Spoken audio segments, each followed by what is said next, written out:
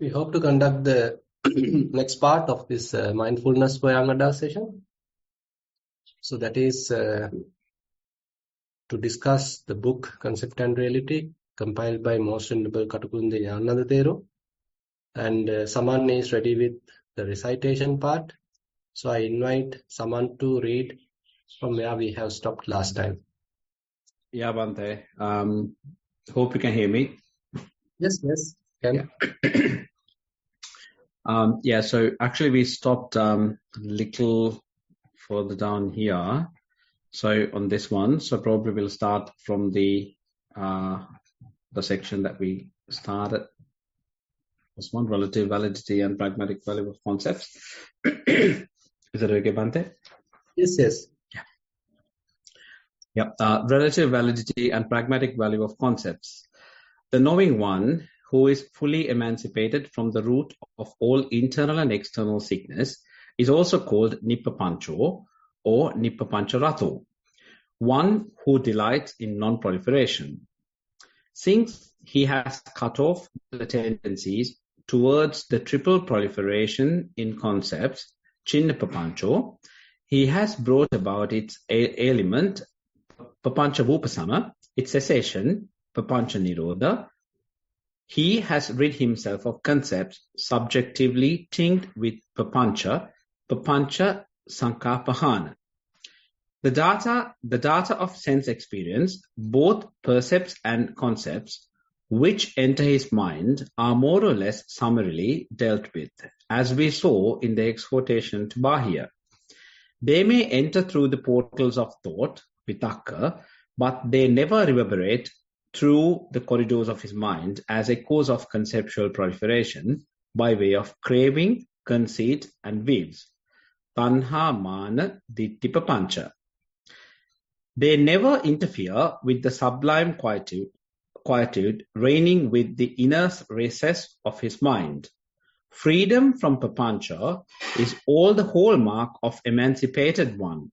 However, much thoughts, deliberations, and thoughts of a great man, Vitakka, Parivitakka, Mahapurisa Vitakka, he may be said to entertain. This gives the clue to the silence, Mona, associated with the Muni, the emancipated sage. The Muni is silent not only when he does not speak, he is silent even when he does speak. Hence the seemingly incongruous statement of the Buddha, monks, I do not dispute with the world. It is the world that disputes with me. Not only the Buddha, but the emancipated monk too has no dispute with the world, but merely uses the worldly parlance without clinging to it. The Madhupindika and Sakkapanya suttas, as well as several suttas like Kalahavivada, Chulavyuha, and Mahavyuha of the Attakavagga of the Sutta Nipata, lay particular stress on this strange aspect of the Muni. Strange indeed, it might appear, when in numerous suttas we find the Buddha and the Arahats vigorously debating with the heretics and refuting their views. Yet, even in the thick of the debate, the sage is silent within and holds himself aloof, since he has no axe to grind, has nothing to gain or lose by it. He has no attachment, tanha, to his arguments, no conceit, mana, to be safeguarded, and no whims, ditti, to be dogmatically entertained. Perhaps the most remarkable is the last mentioned. In many a context, it is said that the Muni has abandoned all views. He has no views because he has got rid of the point of view, that is, the illusion of the ego. Hence, he neither formulates nor proffers any views. There is, however, a wide... One moment.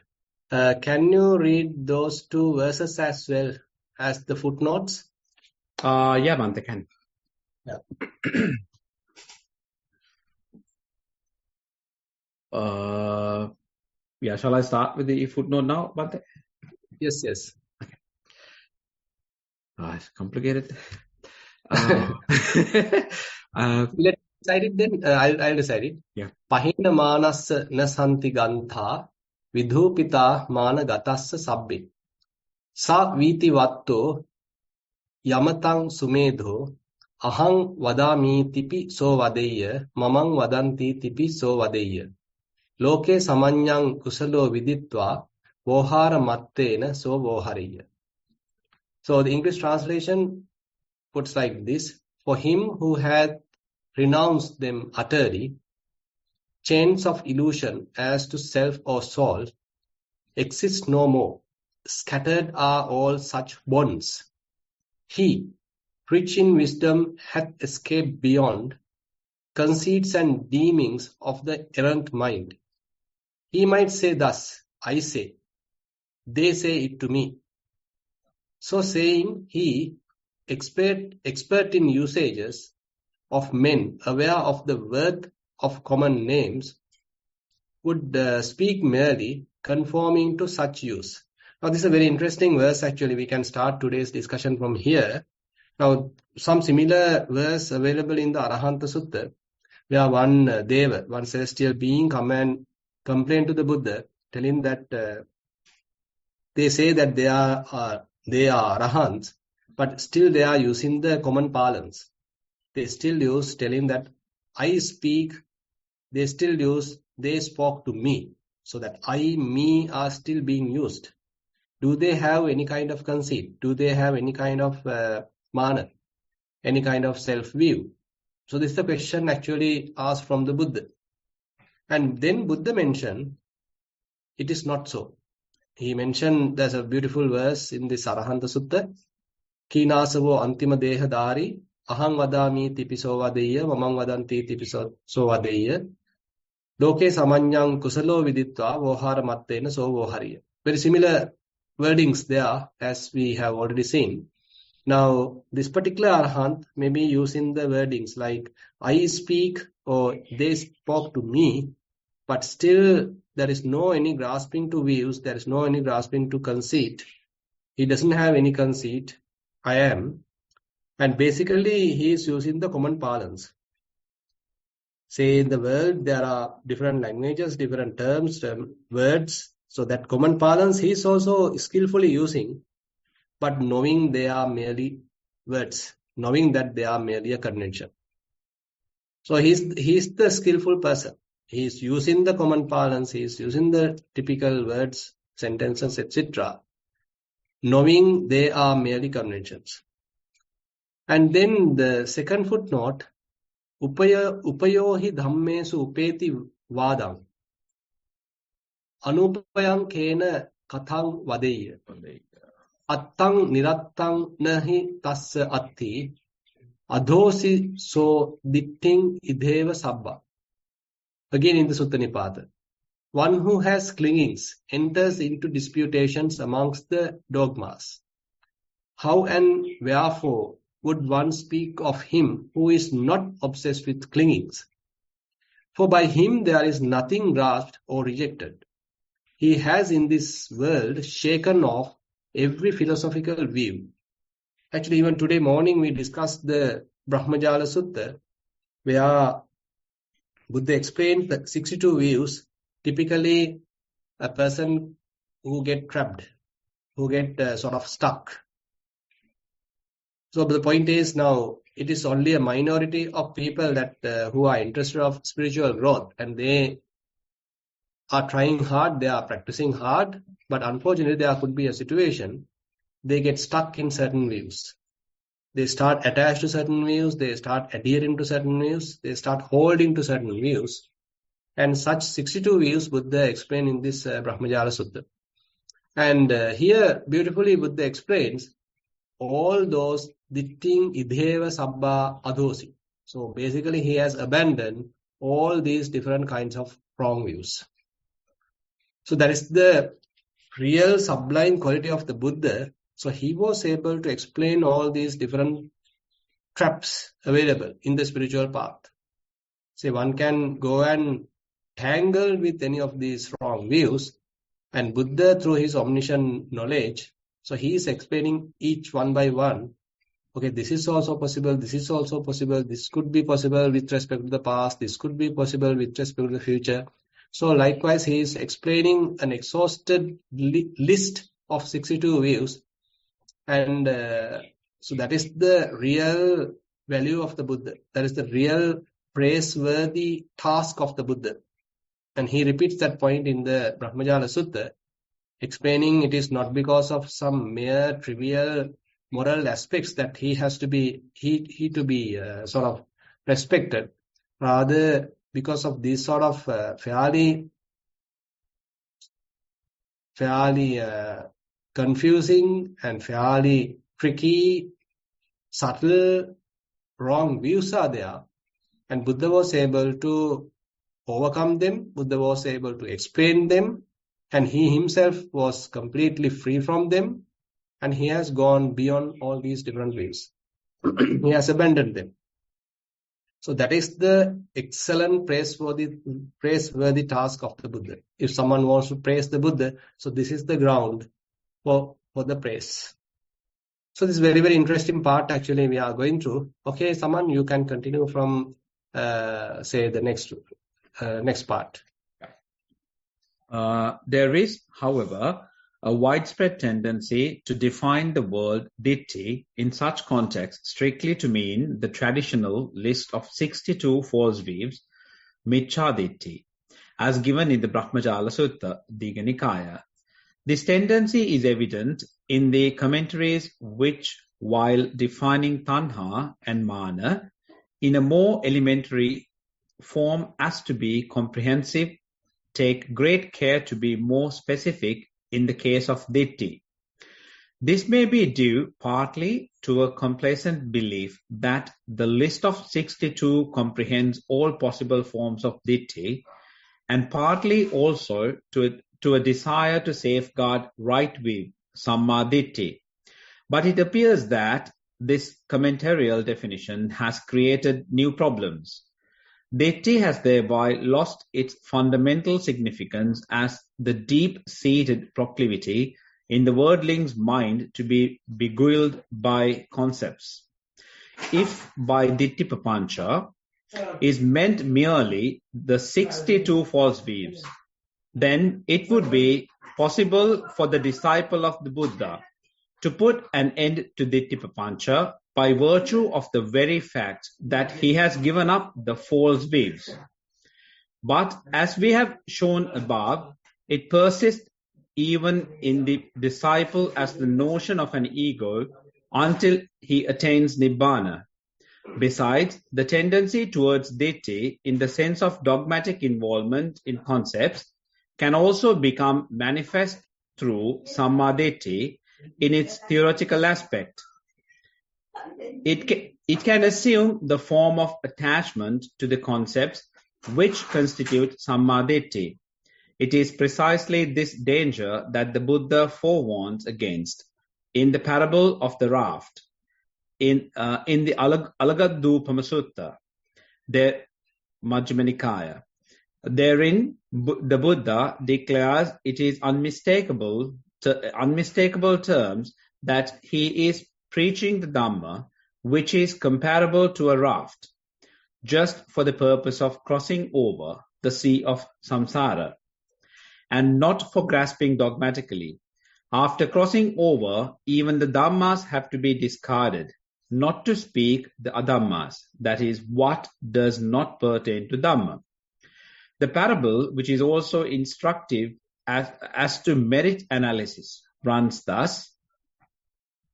Monks, as a man is going along highway, might see a great stretch of water, the bank dangerous and frightening, the farther bank secure, not frightening. But if there were not a boat for crossing by, or a bridge across for going from not beyond to the beyond, this might occur to him.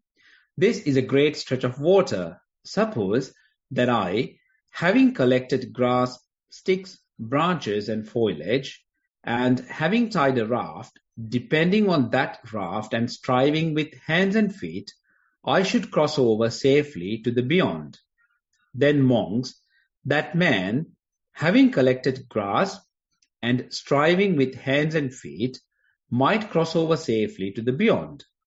To him crossed over, gone beyond, this might occur. Now, this raft has been very useful to me. I, depending on this raft and striving with my hands and feet, crossed over safely to the beyond. Suppose now that I, having put this raft on my head or having lifted it onto my shoulder, should proceed as I desire. What do you think about this, monks? If that man does this, he is doing what should be done with the raft? No, Lord. What should that man do, monks, in order to what should be done with that raft? In this case, monks, it might occur to that man who has crossed over, gone beyond, now this raft has been very useful to me. Depending on this raft and striving with my hands and feet, I have crossed over safely to the beyond. Suppose now that I, having beached this raft on dry ground or having submerged it under the water, should proceed as I desire. In doing this, monks, that man would be doing what should be done with that raft. Even so, monks, it is the parable of the raft, Dhamma, taught for crossing over, not for retaining. You, monks, by understanding the parable of the raft, should get rid even of the right mental objects, all the more of wrong ones. Evamevako bhikkhave kullupamo maya dhammo desito nittaranattaya no gahanattaya kullupamang vo bhikkhave dhammang desitang ajanantehi dhammapi vo pahatabba pageva addhamma. So let me come to that, Saman. Now, basically, here the parable of the raft. Now, this is a very interesting point explained in the Alagaddubama Sutta. So, Dhamma is given with the simile of a raft. So, this is very, interesting simile. So, we are using a raft to cross over to the other shore. But even there is no raft when one approaches the bank. And this bank is dangerous and it is harmful to stay. And now he wants to cross to the other side. But there is no boat, there is no bridge, there is no any kind of such mechanism. Now he is building his raft. So there may be reapers, there may be logs. And using all those typical raw material, he is preparing this particular raft. And once it is put to the water, he is using his hands, legs, his effort again to cross to the other shore. And it's in a way, very interesting way that Buddha is pointing out how one is practicing. So he is learning from the Buddha, he himself thinking about it, pondering about it, again learning, again listening, again now maybe sitting and practicing, contemplating, again maybe having a walk, doing some walking meditation, and again maybe sitting meditation, again go and listen to a Dhamma, and there are various obstacles coming on his way, again he's overcoming them, again going to the practice. There may be certain responsibilities he need to achieve, he may be going through that, again he's going back to the practice. So likewise, so this is a struggle. So this is the kind of a navigation that the person, the practitioner will be going through with this training, with the Vipassana training. So very beautifully Buddha is presenting it using a raft. So he himself has prepared the raft using the available facilities, available raw material. But mere preparation also not enough. Now he has to use the raft to cross to the other shore. For that he is using his own strength of the arms, legs, etc. So there are once you learn the Dhamma, once you are practicing, going through the practice, say inside meditation, so there may be hindrances, there may be obstacles, there may be successes. So all that are part of the practice. So we are navigating through while going through all these different experiences. And Buddha very beautiful present it. And late at the end, once you reach the other shore, Buddha particularly giving this example, telling, okay, now this raft have to be abandoned. If someone is carrying it on the head, that is not the proper thing to do. Rather, Buddha say, okay, now he has to abandon the raft. So similarly, if one attains the arahantship, now the purpose of the Dhamma is finished because its purpose is done. Kata karaniyo. That's why a kind of a term for the arahant called kata karaniyo. He has done what needs to be done. He has completed the task.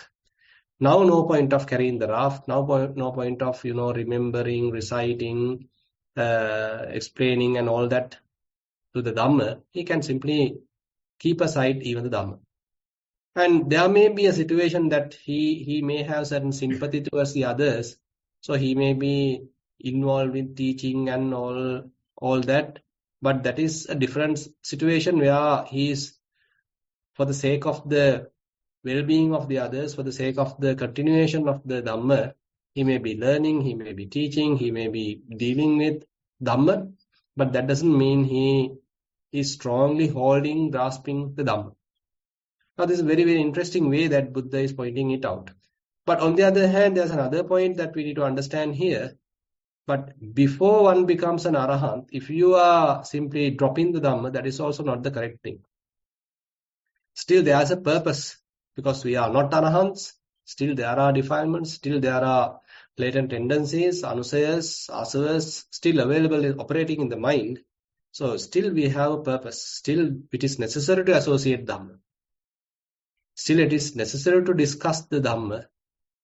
And Dhamma is the medicine. Help us to overcome various other existing defilements. So therefore, prematurely, if one is relinquishing the Dhamma, that is also not going to work. So you have to learn, you have to listen, all that association is required till we have certain amount of defilements, till we have all the different agadosa moha. So when one completely overcome them, once one achieve the arahantship, then only one can say, okay, I'm done, everything needs to be done, completed, so now I don't need the Dhamma. So this is something that we better remember, and probably we can spend few more minutes, Saman. Yeah. Thus, the parable of the raft is a typical illustration of the relative and pragmatic value of the Dhamma. The raft is improvised out of the stray twigs and branches of growing on the hither bank. By merely boarding the raft, by clutching at it, and decorating it with more twigs and branches, one does not arrive at the further bank. One has to exert oneself, having embarked for the beyond, and has gradually to cross over with the aid of the raft. Once he has reached the further bank, he has to disembark. He has to abandon and disown the raft. He might, however, out of the compassion, instruct those living in the hither bank as to how they should build similar rafts for themselves. But for this part, he no longer needs a raft. He has realized that the raft is useful and meaningful at the hither bank, as it is the product of the twigs and branches growing there. Similarly, Dhamma, which constitutes the theoretical content of Sammaditthi, is improvised out of the medium of language and logic in world by parlance. By merely parlance. By merely mastering it, by dogmatically clinging to it, by clothing it with more concepts, one does not reach the goal. One has to exert oneself spiritually, having mastered the Dhamma, in order to attain Nibbana. Now, after his attainment, the pragmatic value of the Dhamma is lost for him. But as he is now convinced of its value of the suffering worldlings, he might preach it to them out of disinterested compassion. As for the truth value of the Dhamma, it is validly It has its validity. It has its validity from the worldling's point of view, as it is presented through the media familiar to him. Thus, the truth value of Dhamma, of Sammaditthi, pertains to the path, and it is essentially a view of the goal and not the goal itself. Dhamma or Sammaditthi, we may add, is neither more nor less value of the goal than the raft is of the further bank. Being a form of ditti or view, it presupposes a viewpoint, and it is, or ought to be, the viewpoint of the Aryan disciple. As we have earlier pointed out, the emancipated sage has no viewpoint. Indeed, he needs none, as he has reached the goal. He has transcended all views of truth and is in the possession of a vision of it. Thus, we arrive at another paradox. As in the case of the silence of the Muni, the sage does not entertain any views, not only when he refutes Micchaditti, false view, but also when he preaches Sammaditthi, right view. It may also be mentioned that Sammaditthi itself embodies the seed of its own transcendence, as its purpose is to purge the mind of all views inclusive of itself. This dialectic aspect of the Dhamma has had staggering effect on the society to which it was first preached. The Buddha himself refers to it in the Alagadupama Sutta. Idabikku ekachassa evang ditti hoti, so loko, so atta, so peccha bhavissami, nicho duo sassato, avaparinama dhammo, Aviparinama Dhammo sassati samang tateva passamiti so sunati tatagatasya va tathagasavakasya va sabbesam dittitana nadi Dittitthana paryuttanabi Nivesa anusayanang samuggahataya sabba sankhara samathaya sabbupadi patinisaggaya tanhakkayaya viragaya nirodhaya dhammang desen tassa evang hoti uccijjasami namasu vinassissami namasu nasu nama bhavissamiti so sochati kilamati paridevati urattanin khandati sammohang apajjati evam kho bhikkhu ajjattang asati paritassana hotiti. So we'll go to the translation, Saman. Yeah. In this case, monk, the view occurs to someone, this is the world, this is the self. After dying, I will become permanent, lasting, eternal, not liable to change. I will stand fast like unto the eternal. He hears Dhamma as it's being taught by Tathagata or by a disciple of Tathagata for rooting out all resolve for bias, tendency and addiction to weave and casual relation, for tranquilizing all preparations causal relation. To view and causal relation. To view and causal relation for tranquilizing all the preparations, for casting away all attachment, for the destruction of craving, for dispassion, cessation, nibbana. It occurs to him thus, I will surely be annihilated, I will surely be destroyed, I will surely not be. He grieves, mourns, laments, beats his breast and falls into disillusionment. Thus, monks, there comes to be anxiety about something subjective that does not exist.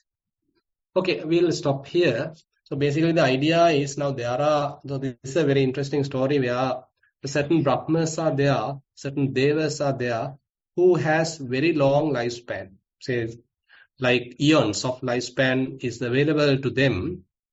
So they feel like they are eternal. Say typically in the human realm, we have 70 years, 80 years, say maximum 100 years. But for them, it is say 100,000 years. So eons, so that's a very, very long lifespan. And so they have the sort of perception of permanence. Okay, I am lasting forever. I am eternal. But when Buddha arises in the world, so he is telling, okay, everything is impermanent. So all these sankhara, every phenomena are arising and passing away. There is nothing permanent. So when they hear this statement, so they become trembled, they become really upset, they become really, agitated, thinking that I am going to die, I am going to be destroyed. Because still the personality view is there, the egocentric thinking is there, they consider themselves as a person. So that person is going to die. So this is how they become frightened. So anyway, these are another direction that we are moving towards. So we can discuss this point next week. And the idea is that the views, particularly something that we are hold on to. Because, majority of people, they are very much into the kama upadana. They love their children, they love their position, they love their house, car, money, this and that. So that is their particular hinge. That is their particular attachment. They are bound to that. But there are certain others who have some interesting ideas, who have certain, views. They have their own viewpoints. They have their own, teachings, whatever. So they are attached to that. They are not much interested about this material, sensual phenomena. Rather, now they are attached to their views. They strongly hold to them. They strongly adhere to them. So that is what we call as the Dittha Upadana. So we'll discuss them further next week. So we'll wind up here. And now I'd like to open the session for questions. Avasara Bhante, today we have 4 questions. First question is a Dhammasaman question. Dear Bhante, much merits for starting this program after the retreat break.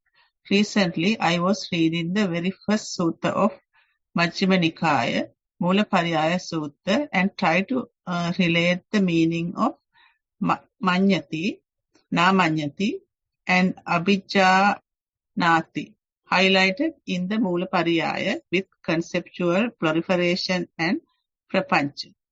Appreciate if Bhante can clarify what is the essence of these concepts in Mulapariyaya, and if we can understand them using a general idea of a prapancha with metta. That is the end of the question. Yeah, this is a very, very interesting area. So Buddha explained how typically we think, how we get trapped, how we are being caught to conceptual proliferation. So there he's taking an example of actually 24 examples he's taking, different scenarios. And say for example, you see your car. Assume it is an old car now. You bought it many years ago and you see it and it is very old now. So the moment that you see it, you recognize it as, oh, this is my car. It is not a good car. It is not a, it's a really a pleasant car. I can't use it for an occasion because it is now pretty old. Others might tell this and that about it. They might think I am a poor person. So they might think that I am an ignorant person. So much of thinking is now happening with respect to the car. Because you recognize this as my car. Okay, this is the car. So through the car, now you get a lot of thoughts. Through the car, you are having certain kind of feelings, happiness, unhappiness, thinking, all are there. So this is a typical way that the worldly person handling whatever the different objects available. So this is what we call as a manyati. Pataving manyati, pataviya manyati, pataving meti manyati, pataving abhinandati. So likewise, Buddha explains how with respect to different physical phenomena, how you are getting to different sort of thinking, different sorts of conceiving. And he further explains that to what you see, hear, smell, taste, touch, thought, all that are also covered. And various feelings also covered, various jhanic experience also covered. So all those different experiences, actually we take them personally, we take them grasp as objects of grasping, and we get trapped. And then he explained about the Sekapuggala, a trainee. Now he has done some certain amount of practice. Say he has done Kayanupassana, Vedanupassana, Chittanupassana, Dhammanupassana. So through his practice, now he was capable of maintaining a non-grasping mind.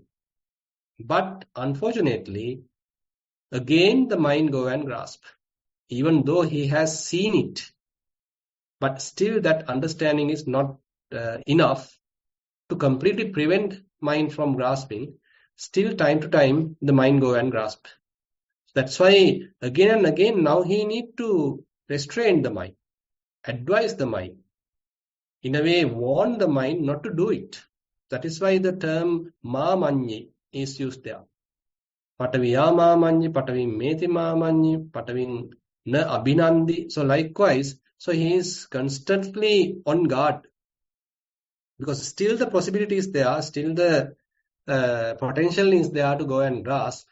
So in case the mind go and grasp, he is advising himself. He is in a way being ashamed of what has happened. So that particularly highlight in the second part of the sutta, where a trainee is further and further training himself, further and further in a way restraining himself to minimize grasping, to minimize any kind of conceiving, to minimize any kind of proliferation. And then it is explained for the Arahant and to the Buddha, so which is very similar, where he has the complete understanding about the whole phenomena, and now his mind does not go and grasp, does not go and do any sort of a proliferation. Pataving na manyati, pataviya na manyati, pataving meti na manyati. Entirely he does not do any sort of a conceiving with respect to the physical things, with respect to mental things. Nothing he consider as me, myself, belong to me, or any of those. So that is a state for Arahants and to the Buddha. So this is the essence of the, say, Mulapariyaya Sutta. It's a very, very important and sort of into this area. Better you all can read it. Actually, I covered this in the Sutta teaching session, and probably you can find out that few sermons which is available, further explanation about this sutta. Second question out of 4. It is a mindful sitting.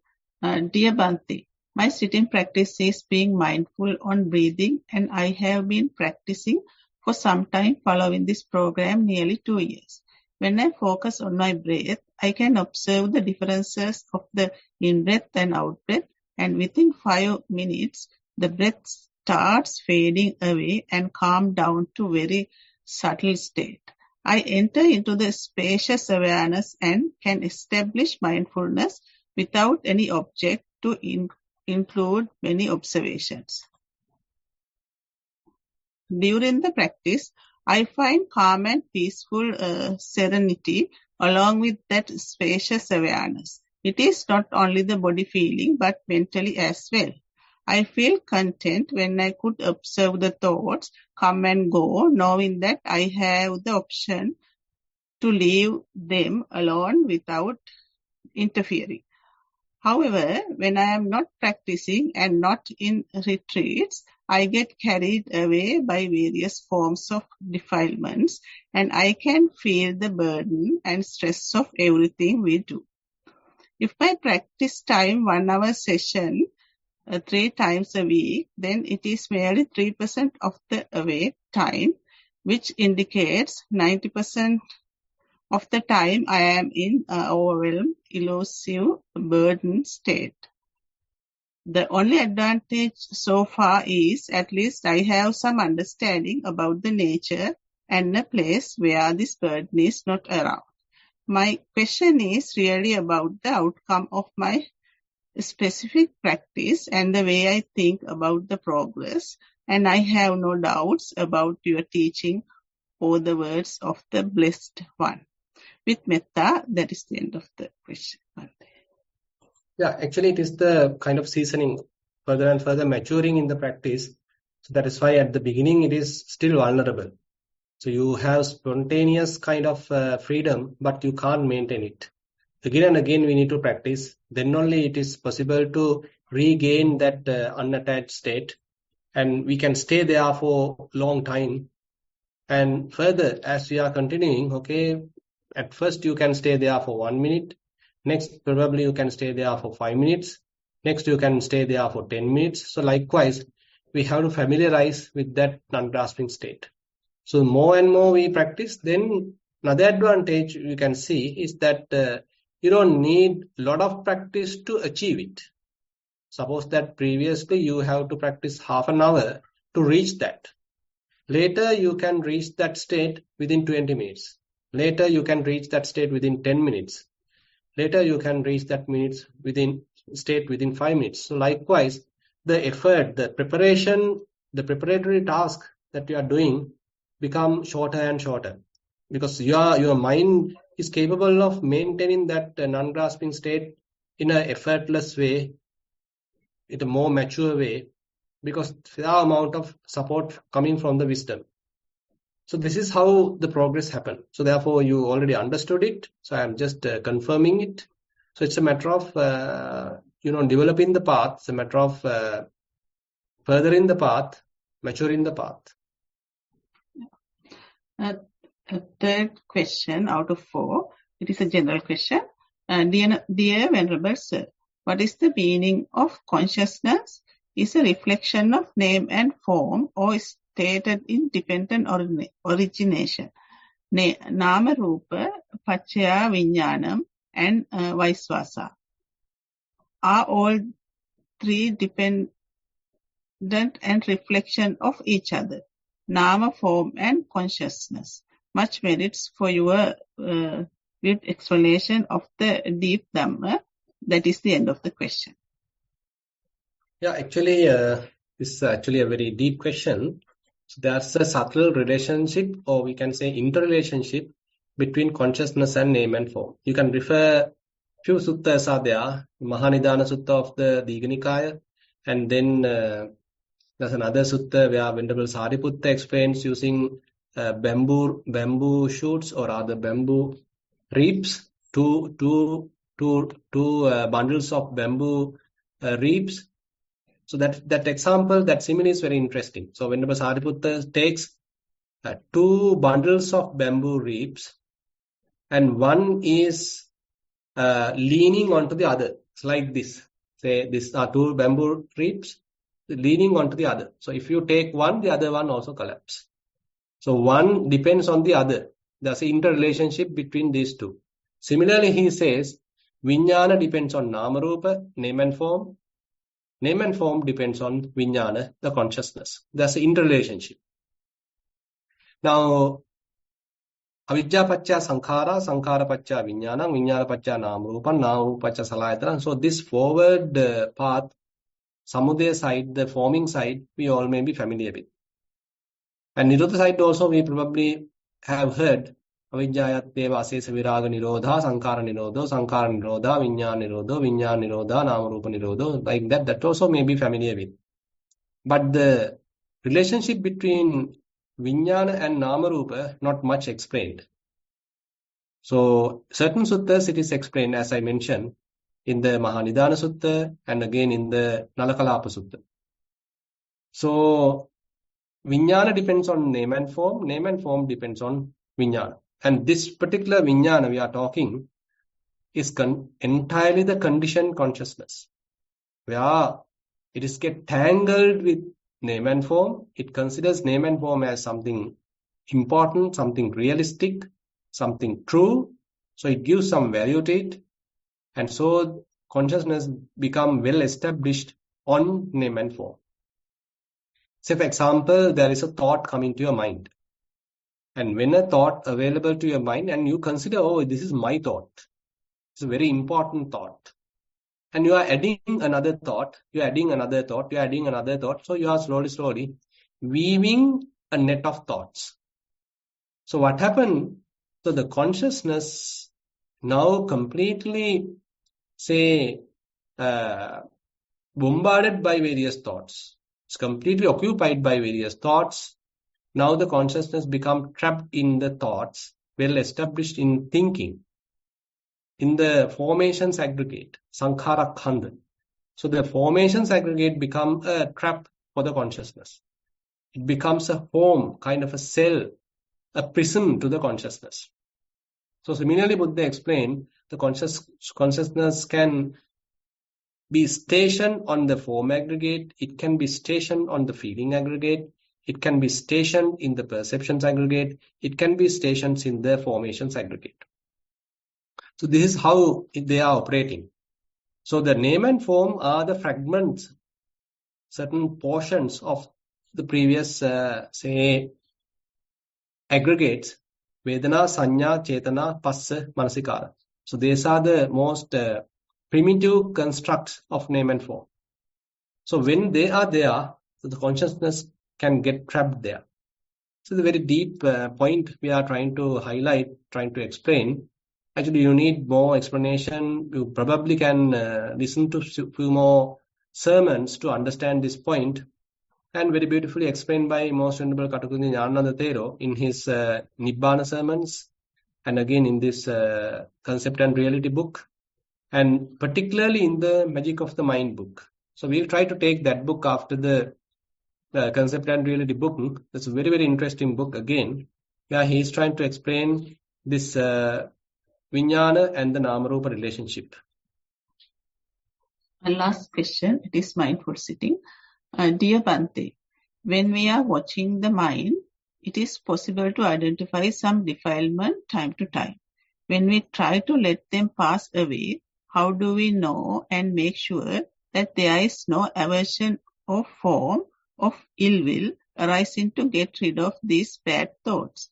Is it correct to say that if we are in a hurry and build aversion and disliking towards bad thoughts, it is kind of a desire for not to have something we don't want? With metta, that is the end of the question. Yeah, you are very correct. So basically then it is a kind of a suppression, a forceful suppression. At the beginning it might be necessary because, still the mindfulness is not enough, wisdom is not powerful enough. So even Buddha has mentioned that in the Vitakka Santana Sutta, as a one mechanism to overcome unwholesome thoughts, probably as the last resolve, you can use this willpower to suppress it. But as we are progressing towards, then actually this willpower has to be less used. Because when you are using willpower, certain amount of friction happens, certain amount of stress happens. So then it's a burden to the mind. You feel tired. So more and more the practice has to be an effortless kind of a practice. So what you are using, the techniques you are using has to be more soft, more gentle. It does not produce any kind of a friction. So you can use various other techniques instead of willpower, instead of suppression. So once the mindfulness and wisdom is fairly available, so mere recognition would be enough. Mere establishment of mindfulness would be enough for you to abandon the defilements. So therefore, the path becomes more and more effortless rather than a struggle or striving. It has to be changed into a more effortless mood. And what you say is correct, but anyway, as we are moving forward, you may change your strategies to overcome defilements. That is the last question, Bhante. We have about 8 minutes. Is it okay to open the session for the audience? Okay. Okay.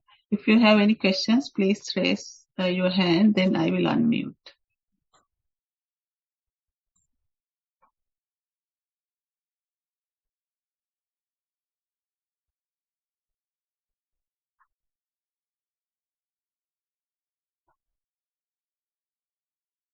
Okay, no questions. No questions. So we come to the end of today's session. I first would like to thank Bhante for his valuable time. We would also like to pass our merits to everyone, both seen and unseen, who is enabling this program, and to all the participants for joining it. With that, I would like to conclude the program today. Thero Saranai, sadhu, sadhu, sadhu. Yeah, Thero Saranai.